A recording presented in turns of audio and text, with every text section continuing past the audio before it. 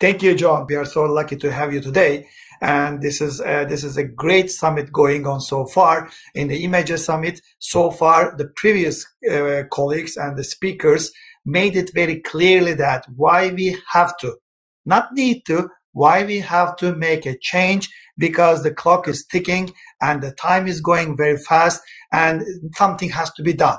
So that we will understand in briefly where we are and what the finance and especially capitalism has to do in order to stop this, fast-going process. The stage is on you. Sorry. Jeanette, thank you. Just before you go, I was very struck by the UNDP speaker in the last session saying we've got to move from uncertainty to curiosity. And I think that implies moving from fear to innovation and actually having fun. And I hope some of that will come through in my presentation. But my theme is about the future of capitalism. And the question is, can capitalism and the financial markets that support capitalism become regenerative over time? Capitalism is under challenge now in a way that it hasn't been for a very long time and is seen to be unsustainable in many different dimensions. The Breakthrough Challenge, which was an earlier book, was on display a moment ago.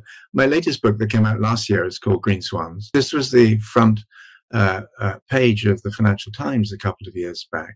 And the sense is capitalism really, in the format that has operated for about 50 years now, is not fit for purpose in what comes next. The question then is, what do we do about it? So when I'm asked what I mean by a green swan, I mean, one of the examples I've given for a while now is the EU Green Deal, sustainability and climate action and decarbonization, but also to different forms of inclusion. The last thing I want to see is older people, including myself, saying, we tried, we were environmentalists, now over to the younger people to solve these problems that we've helped to cause. I think that would be a disaster.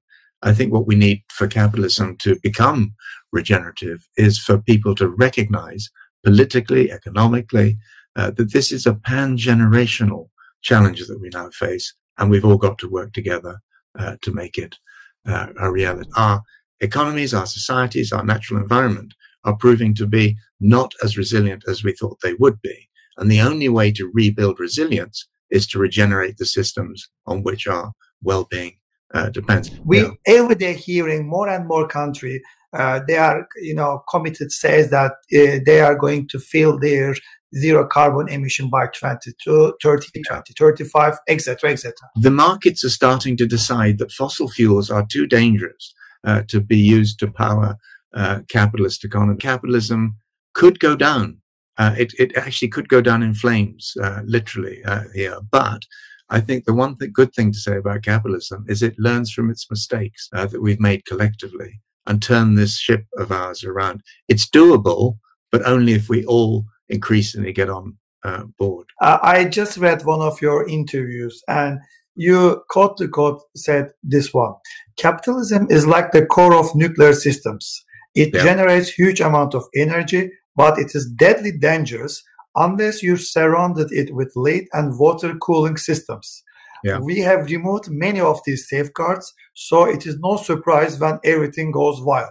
What do you mean here? What I mean is that capitalism goes through periods of being taken off the leash. And then you get a period where you just get into more and more crises. And that's happening with, for example, the very large companies like Facebook, Google, Apple, so on, taking over the world, starting to influence, they're not intending to, but starting to influence the outcomes, elections, and so on. And that means we're going to have to see a political pushback against capitalism. It has to be very powerful. It has to be popularly based. And I don't mean populist. I mean with ordinary citizens coming in behind this, ordinary investors seeing the problems that need to be fixed. We're not all going to equally contribute. And I think what's happening is you get these little sparks popping up. So, for example, Greta Thunberg, she has been an extraordinary phenomenon, sort of speaking on behalf of her generation, but also on behalf of the future, and, lecturing the World Economic Forum CEOs there, lecturing the General Assembly at the United Nations and so on.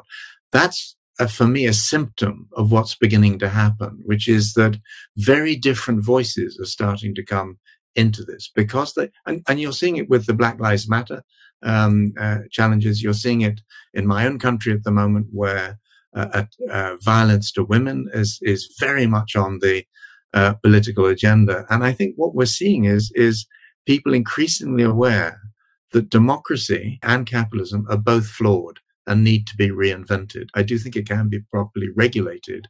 And one of the reasons why I think the G7, G20, COP26 summits this year are so important is I think the architecture, almost the grand architecture of the next wave of capitalism could well be sketched out. And I think people are beginning to realize that behind COVID-19, not only are there other potential pandemics, but there is a climate emergency, which will also have systemic impacts, which will be much, much greater than this pandemic. So I think it's healthy and it's welcome that the COVID-19 shock to our politics and shock to our systems, political and otherwise, has made people think a bit longer term about some of these systemic crises that we now face. And the interesting thing is they're all linked together. We've got to move from uncertainty through curiosity to that better future. This shift of the technology base of our economies and our societies. And that's now in this latest wave, driven obviously by digitalization.